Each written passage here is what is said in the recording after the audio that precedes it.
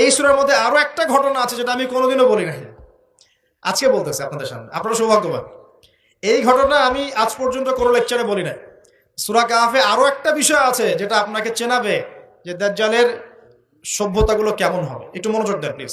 এই সূরার মধ্যে চারটা ঘটনা আছে। কয়টা? একটা হচ্ছে আসহাবুল কাহফের, একটা যুলকারনাইন আলাইহিস সালাম, একটা মূসা এবং খিদর আলাইহিস সালামের, আর একটা হচ্ছে এই ঘটনা, দুই বন্ধুর ঘটনা, যা আমি কোনো লেকচারে এখনো বলি নাই। এই ঘটনাটা সূরা কাহফের 32 নম্বর আয়াত থেকে শুরু করে 46, 47, 48 এরকম পর্যন্ত বড় একটা ঘটনা আছে। আমি খুব শর্ট করে বলছি। আল্লাহ পাক এই সূরার মধ্যে একটা বিস্ময়কর ঘটনা বলছেন। দুই বন্ধুর, কয়জন বন্ধু? এক বন্ধু প্রচন্ড ধনী, এমন ধনী যে আল্লাহ পাক তাকে বড় বড় বাগান দিয়েছেন, খেজুরের, আঙ্গুরের, হ্যাঁ, বিশাল বিশাল বাগান, এবং তার মধ্য দিয়ে নদী চলছে। নদী, একটা নদী চলে যাচ্ছে ভিতর দিয়ে, দুই পাশে বাগান। তাহলে কত বড় প্রপার্টি চিন্তা করেন, একটু চিন্তা করেন। আমরা তো বিঘা আর এই যে শতকের হিসাব করি না। আল্লাহ বলছেন যে দুটো বিশাল জান্নাত দিয়েছিলাম তাকে, মানে বাগান দিয়েছিলাম, ফলের বাগান, মাঝখান দিয়ে নদী প্রবাহিত হচ্ছে, এবং প্রত্যেক বছর দুইবার করে এই জায়গায় ফসল ফলতো, প্রচুর ফসল হতো। তো এত ধন সম্পদ পাওয়ার পরে এই বন্ধু, মানে এই ব্যক্তি, তার এক গরিব বন্ধুকে নিয়ে এই বাগানে ঢুকেছে। ঢুকে হাঁটাহাঁটি করছে, গল্পগুজব করছে। গল্পগুজব করার এক পর্যায়ে গিয়ে এই ধনী বন্ধু বলে ফেলছে। কি বলছে?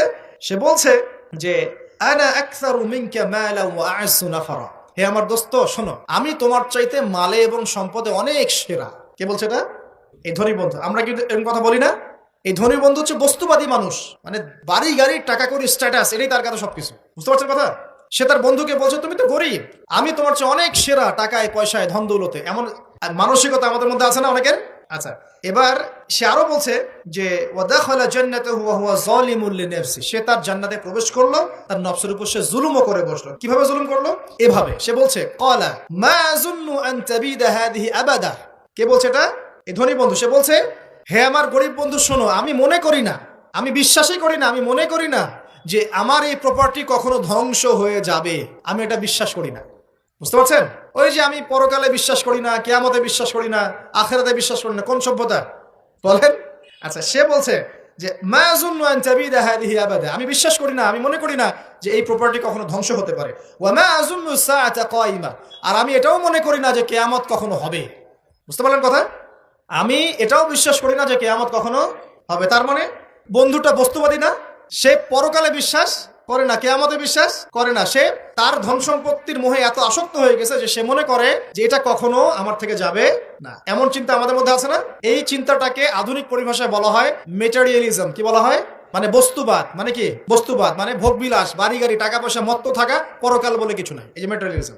এখন এই বন্ধুটা বলছে, গরিব বন্ধু, একটু মনোযোগ দেন প্লিজ। এই বন্ধুটা বলছেন, গরিব বন্ধু, যে ক্বালা লাহু সাহিবুহু ওয়া ইউহাওয়ারু। গরিব বন্ধুটা তাকে বলছে আকাফারতা বিল্লাযী খালাকাকা মিন তুরাব। হে আমার ধনী বন্ধু, তুমি কি সেই সত্তার সাথে কুফরি করছো যে তোমাকে মাটি থেকে সৃষ্টি করেছেন?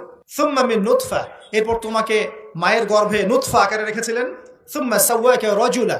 এরপর তোমাকে এই পুরুষের আকৃতি দিয়েছেন। তুমি কি সেই সত্তা আল্লাহকে অস্বীকার করছো? মানে কিয়ামতকে অস্বীকার করার মধ্য দিয়ে তুমি আল্লাহকে অস্বীকার করছো কি? ওয়ালাউলা ইয দাখালতা জান্নাতুক। তুমি যখন তোমার জান্নাতে ঢুকলা, তুমি এটা কেন বললা না যে লা কুওয়াতা ইল্লা বিল্লাহ, মাশাআল্লাহ, লা কুওয়াতা ইল্লা বিল্লাহ, মাশাআল্লাহ, আল্লাহ পাক কি চমৎকার জান্নাত আমাকে দিয়েছেন, লা কুওয়াতা ইল্লা বিল্লাহ, আল্লাহ ছাড়া কোনো শক্তি সামর্থ্য নাই। এমনটা কেন বললে না? এমনটা না বলে কেন এইটা বললা যে ওয়া মা আযুন্নু সাআতা কায়িমা। আমি বিশ্বাস করি না যে কখনো কিয়ামত হবে, আমি বিশ্বাস করি না যে এটা কখনো ধ্বংস হবে। এমনটা কেন বললা? তুমি কেন কুফরি করলা? এরপর যেটা হয়েছে, আল্লাহ রাব্বুল আলামিন এই যে বন্ধু, গরিব বন্ধু, তাকে দুনিয়া এবং আখিরাতে বিশাল নিয়ামত দিয়ে দিয়েছেন।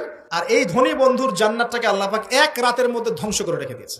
এক রাতের মধ্যে পুরো জান্নাতকে ধ্বংস। পরের দিন সকালে সে এসে দেখে যে এটা কোন জায়গায় আসলাম, এটা আমার বাগান বাগিচা বলে মনে হচ্ছে না। সে হাত কসলাচ্ছিল এবং বলছিল, কোরআনে ভাই বলছে, হাত কসলাচ্ছিল আর বলছিল যে হায়, আমি যদি আমার রবের সাথে শিরকটা না করতাম, হায়, আমি যদি আমার রবের সাথে কুফরি না করতাম, তাহলে আজকে আমার এই অবস্থা হয়তো হতো না। এই ঘটনাটা ঠিক পরেই আল্লাহ পাক বলছেন ওয়াদরিব লাহুম মাসালাল হায়াতিদ দুনিয়া। হে নবী মুহাম্মদ সাল্লাল্লাহু আলাইহি ওয়াসাল্লাম, তুমি এবার তোমার উম্মতের কাছে দুনিয়ার দৃষ্টান্তটা পেশ করো। দুনিয়ার দৃষ্টান্তটাও ঠিক এরকমই, এই ফসলের ক্ষেতের মতোই। প্রথমে বৃষ্টিপাত হয়, ফসল সবুজ হয়, মানুষ খুব পুলকিত হয়ে যায়, কি চমৎকার ফসল ফলেছে। এরপর সেই গাছগুলো হলুদ হয়ে যায়, তারপর সেগুলো খড়কুটা হয়, চুলায় চলে যায়। এই হয় না? এই গল্পটার সাথে, ঘটনার সাথে দুনিয়ার জীবনে মিল আছে না? এটা কোন সূরায় আছে? কাহফে।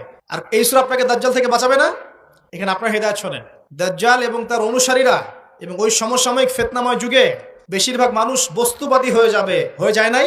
এবং বেশিরভাগ মানুষ এই দুনিয়ার ধন সম্পদ চাকচিক্যের মোহে পড়ে যাবে, পড়ে নাই? পড়েছে কিনা? পড়েছে।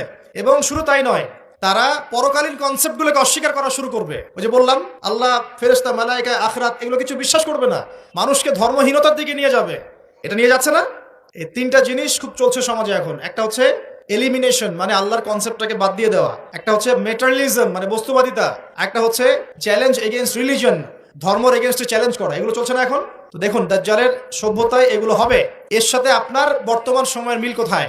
মিল হচ্ছে, দেখুন, এই বিউটি কন্টেস্ট বলেন, আপনার ওয়ার্ল্ড কাপ বলেন, আপনার এই ইভেন্টসগুলো বলেন, ফ্যাশন শোজগুলোর কথাই বলেন, অপসংস্কৃতির কথাই বলেন, পর্নোগ্রাফির কথাই বলেন, এই মাদকের ভয়াল খাবার কথা বলেন, যে কোনো দিকে তাকান, এগুলোর প্রত্যেকটার উদ্দেশ্য দুনিয়া নয় কি? শুধু দুনিয়া না, পরকালীন কোনো স্বার্থ আছে? এগুলো করে পরকালে একটা নেকি হবে, কেউ দলিল দিতে পারবে কোরআন শোনা থেকে? তার মানে এই সমাজটা, এই সভ্যতা কি করেছে? দাজ্জালীয় আদলে পুরো সভ্যতাকে গড়েছে এবং বস্তুবাদিতার দিকে মানুষকে প্রবৃদ্ধ করেছে। শুধু তাই নয়, যেগুলোর পরকালীন কোনো স্বার্থ নাই এই কাজগুলোকে প্রমোট করেছে এবং যুব সমাজ, মুসলিমদেরকে স্পেশালি এগুলোতে মত্ত করে রেখেছে, রাখে নাই? আল্লাহ পাক এখন বলছেন, জেনে রাখো, তোমরা জেনে রাখো, ইন্নামাল হায়াতুদ দুনিয়া লাইবুন ওয়া লাহুন, এই দুনিয়ার জীবনটাই খেলতামাশা, প্রতারণা। ওয়া যিনাতুন ওয়া তাফাখুরুন বাইনাকুম ওয়া তাকাসুর, একে অপরের প্রাচুর্য, ধন সম্পদের প্রতিযোগিতা ছাড়া কিচ্ছু না। ওয়া মাল হায়াতুদ দুনিয়া ইল্লা মাতাউল গুরুর, এই দুনিয়ার জীবনটা প্রতারণা ছাড়া কিচ্ছু নয়। আল হাকুমুত তাকাসুর হাত্তা যুরতুমুল মাকাবির, তোমরা প্রাচুর্যের মোহে মোহাচ্ছন্ন হয়ে আছো যতক্ষণ পর্যন্ত না তোমরা কবরে শায়িত হচ্ছ। কাল্লা সাউফা তা'লামুন, অবশ্যই তোমরা জানতে পারবে, কোশ্চিন কালেও নয়, অবশ্যই তোমরা জানতে পারবে। কাল্লা লা তুসআলুনা ইয়াওমাইযিন আনিন নাঈম, তোমাদেরকে কিয়ামতের দিনে নিয়ামতগুলো সম্পর্কে জিজ্ঞাসিত হতে হবে। সূরা কাহাফেই এই হেদায়েতটা আছে।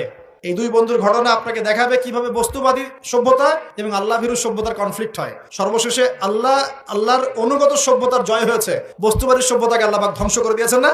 দিয়েছেন। এবং এই ঘটনার পরেই দুনিয়ার জীবনের দৃষ্টান্ত দেওয়া হয়েছে, যে দুনিয়ার জীবনটাকে আল্লাহ পাক বলেছেন খেলতামাশা, প্রতারণা ছাড়া কিছুই নয়। হ্যাঁ, কেউ যদি বলে খেলাধুলার কোনো দলিল কোরআনে আছে কিনা, আমি বলবো হ্যাঁ আছে। আল্লাহ পাক বলেছেন, ওয়ামা হাদিহিল হায়াতুদ দুনিয়া ইল্লা মাতাউল গুরুর ইলামু আন্নামাল হায়াতুদ দুনিয়া লাইবুন ওয়া লাহু। অতএব খেলাধুলার দলিল কোরআনে আছে। আল্লাহ পাক বলছেন দুনিয়ার জীবনটাই তোমাদের খেলাধুলার প্রতারণা, ধোঁকা। কি বুঝলেন? এই দুনিয়ার জীবনটাই হচ্ছে খেলাধুলা, প্রতারণা, মোহ এবং ধোঁকা, এবং তোমাদের পারস্পরিক চাকচিক্যের প্রতিযোগিতা ছাড়া কিচ্ছু নয়। এখন এই সভ্যতার দিকে তাকাবেন চোখ কান খোলা রেখে, যে যত রকম ফাহেসা কাজগুলো মিডিয়া দিয়ে প্রমোট করা হচ্ছে, এগুলোর মূল উদ্দেশ্য হচ্ছে দুনিয়া, এবং মুসলিম যুবকদেরকে এবং উম্মাকে তাদের মূল উদ্দেশ্য থেকে সরিয়ে দেওয়ার চেষ্টা করা। আমাদের মূল উদ্দেশ্য কি? এক, আমাদের মূল উদ্দেশ্য ছিল জ্ঞান অর্জন করা। মূল উদ্দেশ্য ছিল জ্ঞান অর্জন করে আমল করা, আল্লাহ পাকের জমিনে দ্বীনের প্রচার করা। আমাদের পৃথিবীর মূল উদ্দেশ্য ছিল কি? পারিবারিক আদর্শ ঠিক করা, সন্তানদেরকে মানুষ করা, সমাজের কাঠামো ঠিক করা, হালাল খাওয়া, দ্বীনের দাওয়াতি কাজ করা, আল্লাহর জমিনে দ্বীনটাকে প্রচার করা, প্রসার করা, প্রতিষ্ঠার চেষ্টা করা। এগুলো আমাদের মূল উদ্দেশ্য ছিল। এখান থেকে সরিয়ে এনে আমাদের সবার চোখকে এখন বিভিন্ন আমোদ প্রমোদ ফুর্তির দিকে ফোকাস করে রাখা হয়েছে, এবং এর ফলশ্রুতিতে আমরা আমাদের দুনিয়াতে আসার উদ্দেশ্যটা কিন্তু ভুলে গেছে। প্রিয় ভাইরা, সতর্ক থাকবেন। যে বিষয়টা যতটুকু লিমিট আছে, এই লিমিট ক্রস করতে যাবেন। যতটুকু করা জায়েজ আছে এতটুকু করবেন, যেগুলোতে জায়েজ নাই সেগুলো জায়েজ না। আল্লাহ রাব্বুল আলামিন আপনাদের সবাইকে ইসলামের বেসিক বিষয়গুলোর উপর টিকে থাকার তৌফিক দান করুন, এবং যাদের কথা বললাম আমি ইনডাইরেক্টলি, তাদের যে এজেন্ডাগুলো আছে, এজেন্ডাগুলো বোঝার তৌফিক দান করুন, এবং এর ভিতর দিয়ে তারা উম্মার যে ক্ষতি করছে, এই ক্ষতিগুলো বোঝার তৌফিক আল্লাহ পাক আমাদের সবাইকে দান করুন।